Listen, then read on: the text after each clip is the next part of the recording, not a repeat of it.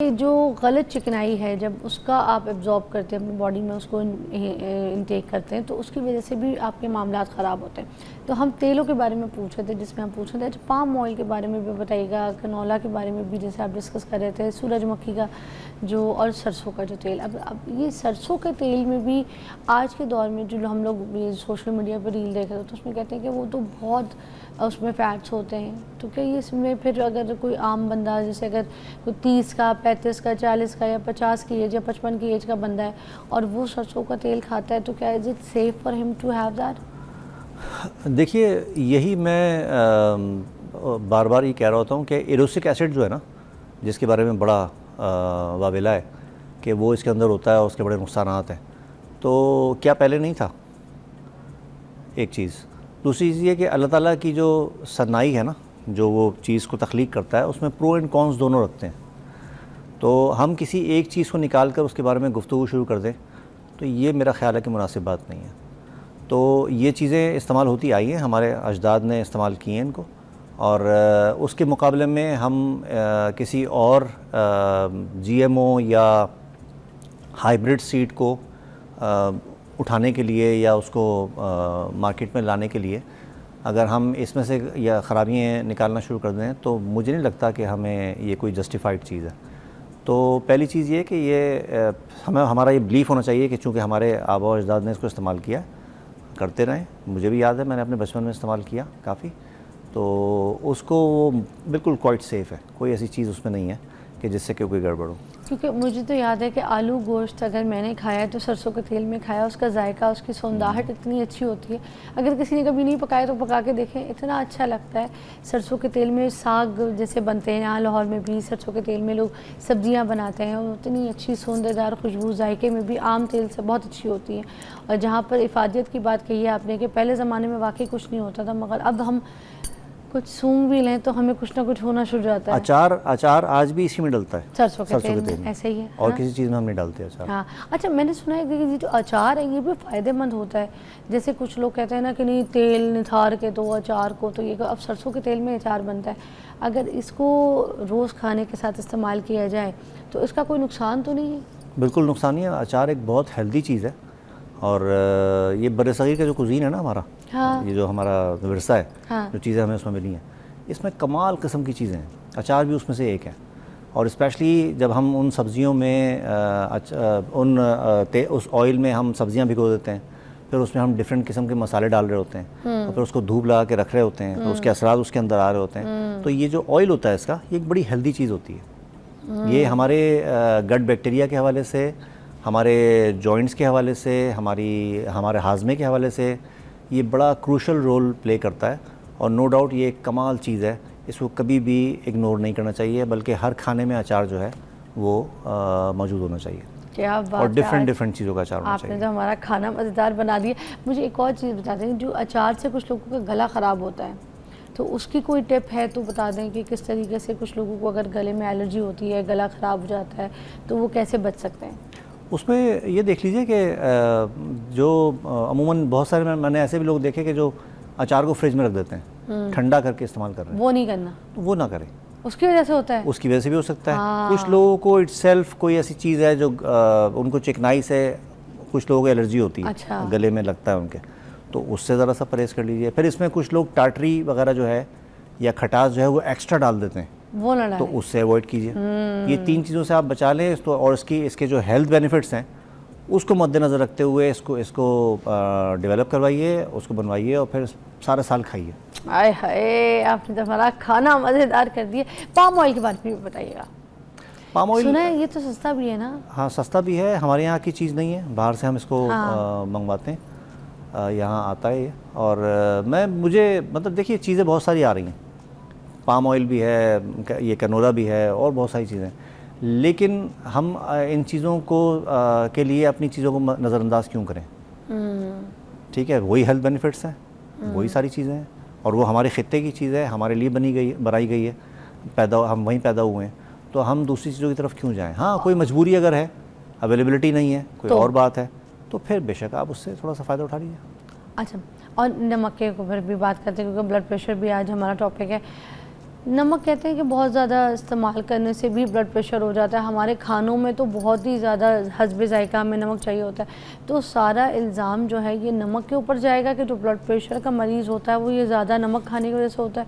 क्योंकि मोस्टली घर में 4 बंदे बैठे हैं तो यही कहते हैं कि बहू तुम जो हो ना नमक थोड़ा सा रखती हो, जिसकी वजह से ये मसला हो सकता है, तुम हमें भी मरवाओगी, नमक हल्का हाथ रखो। तो ये सही बात है। नमक यकीनन जिन लोग ख़ासतौर पे जो नॉन पेशेंट्स हैं, हाँ, उनमें भी नमक जो है वो बहुत ज़्यादा सोडियम है, चूँकि वाटर रिटेंशन करता है, पानी को रोकता है। और नॉर्मली ऐसा होता है कि जब लोग बिल्कुल, और उसमें अच्छा एक स्टैंडर्ड भी है WHO के को अगर हम देखें तो वो कहते हैं जी नॉन पेशेंट्स भी जो हैं, जो कार्डियोवैस्कुलर डिजीज़ हैं या जो, वो भी एक मखसूस मकदार, कम मकदार में 2 ग्राम पूरे दिन में नमक का इस्तेमाल जो है वो, हालांकि हम उससे भी कम करते हैं, वो तकरीबन ले सकते हैं। तो उससे क्या होता है कि आपकी बॉडी की जो एक नीड है नमक की वो पूरी हो जाती है। फिर साथ में आप एक आपको देखें एक और भी चीज़ है कि आपकी टेबल पे जहाँ नमक दानी रखी हुई होती है वहाँ काली मिर्च की भी एक शीशी रखी हुई होती हाँ, है। तो ये सोडियम है, वो पोटेशियम है, हाँ, दोनों एक दूसरे को कंपनसेट कर देते हैं।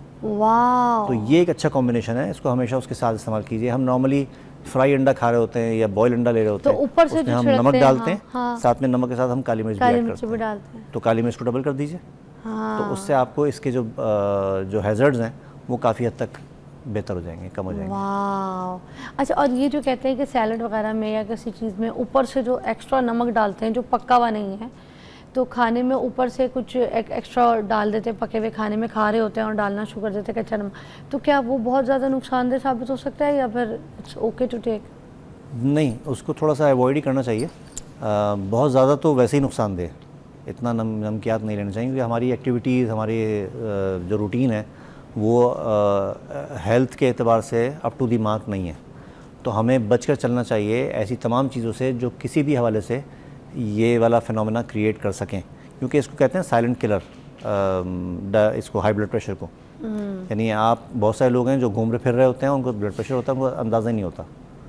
ठीक है, जो शरियानों में जो पड़ने वाला प्रेशर है खून का, वो बेसिकली ब्लड प्रेशर कहलाता है। और ये जब बार बार ये प्रेशर डालता है तो उससे ना सिर्फ डैमेजेस होते हैं हमारी उन वेसल्स में जिसमें खून दौड़ रहा है, उसके नतीजे में वो शरियानें सख्त होना शुरू हो जाती हैं, उनकी लचक मुतासर होती है, और उसके नतीजे में फिर बहुत सारी चीज़ें, जो खून की सप्लाई है, जो हमारी बारीक बारीक रगें हैं, नसें हैं, जैसे गुर्दों में हैं, जैसे आँखों में हैं, वो मुतासर होना शुरू होती हैं और वो उनमें डैमेजेस आना शुरू होते हैं।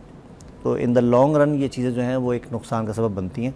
हमें इसकी तरफ यकीनन ध्यान से और स्मूथली। अच्छा हकीम साहब, ये जो चाहिए। ब्लड प्रेशर के मरीज़ होते हैं या फिर जो अभी है नहीं मगर लोगों को थोड़ा सा कॉन्शियस होते हैं लोग, कि उनको लगता है कि अब हम शायद ब्लड प्रेशर की तरफ जाने लगे, इनकी कोई डाइट, इनकी कोई सब्जियां, इनकी कोई फल, ऐसे कोई ग़िज़ा इनके लिए जो बहुत ज़रूरी है और अच्छी है इनके लिए, उस पर ज़रा मैं कहती हूँ रोशनी डालें आप। अगर डायबिटिक अभी तक नहीं हुए और ब्लड प्रेशर के मरीज़ हैं, तो सबसे पहली चीज़ कि आपने नमक का इस्तेमाल, जैसा हमने डिस्कस किया, वो कम कर दें। तली हुई चीज़ें, फ्राइड आइटम्स, वो कम कर दें। आपकी ग़िज़ा जो है उसमें सब्ज़ियाँ, उसमें फल, उसमें ये ग्रेन्स, दालें, स्प्राउट जो हम बना के इस्तेमाल कर रहे होते हैं, वो ये बड़ी क्लासिकल डिश है जो आपके पास लेनी चाहिए। और एक जनरलाइज्ड टर्म जो मैं नॉर्मली, चूँकि हम आदी हैं खाने के मुख्तलिफ़ किस्म के जो किचन में चीज़ें बन रही होती हैं, तो उसमें मैं एक चीज़ जो सबके लिए बता देता हूँ, उसमें किसी को अपना किचन अलग करने की ज़रूरत नहीं होती। कि आप जो सब्ज़ियाँ हम छील के पकाते हैं, टिंडा, तुरई, लौकी, कद्दू, गाजर, शलजम, फ़िलहाल आलू और अरवी अलग कर दें। इनमें से कोई सब्ज़ी लीजिए 70%, 30% गोश्त हो, उसको आप बनाइए शोरबे की शक्ल में, और चक्की के आटे की रोटी हो, बहुत अच्छा है। जौ के आटे की रोटी हो, डायबिटिक भी है, उसका जो ग्लाइसेमिक इंडेक्स है वो भी लो है, तो वो बहुत अच्छा रोल प्ले कर सकती है और बड़ी हेल्दी डाइट बन जाती है। साथ में कभी भी हरी चटनी या आलू बुखारे की चटनी को ना भूलें, या अचार को ना भूलें। वो आपके डाइजेस्टिव एंजाइम्स को डेवलप करवा कर और आपको एक उसको एब्जॉर्ब होने में, उसको हज़म होने में वो मदद फराहम करता है, तो वो बहुत अच्छी चीज़ है। वाह। अच्छा, बीन्स स्प्राउट्स जो हैं उसके बारे में कुछ बताइएगा। बड़ा सुना है कि इम्यूनोग्लोबिन होता है इसके अंदर, तो ये किस लिए होता है, ये हमारे जिस्म में, बॉडी के लिए फ़ायदेमंद होता है ये कोई? दरअसल इसको इस अंदाज में देखिए कि एक बीज वो एक दरख्त में कन्वर्ट हो जाता है, उसके अंदर अल्लाह ताला ने ये तासीर रखी होती है कि वो इतनी क़ुव्वत होती है उसके अंदर कि फिर वो एक ज़मीन फाड़ के ना सिर्फ निकलता है और कुछ अरसे तक ज़मीन में वो स्टे करता है। वहाँ उसके अंदर इतनी कैपेसिटी होती है कि वो ख़ुद से वो परवरिश हो रही है उसके अंदर इतने जो है पावर मौजूद है। फिर वहीं से उसने जो है वो स्प्राउटिंग की और वो ज़मीन में से बाहर निकला और फिर दरख्त की शक्ल इख्तियार कर गया और फिर वो बरस तक लगा रहता है और लोगों के लिए फ़ायदे का सबब बन रहा होता है कि उसमें हम फल भी लग रहे हैं, उसमें फलियाँ भी लग रही हैं, उसमें मुख्तलिफ़ किस्म की सब्ज़ियाँ भी लग रही हैं और भी बहुत सारी चीज़ें लग रही हैं। तो इसलिए उसकी ताकत से जो है वो इनकार नहीं है। बहुत अच्छा प्रोटीन की एक बहुत अच्छी शक्ल है, एक हेल्दी चीज़ है।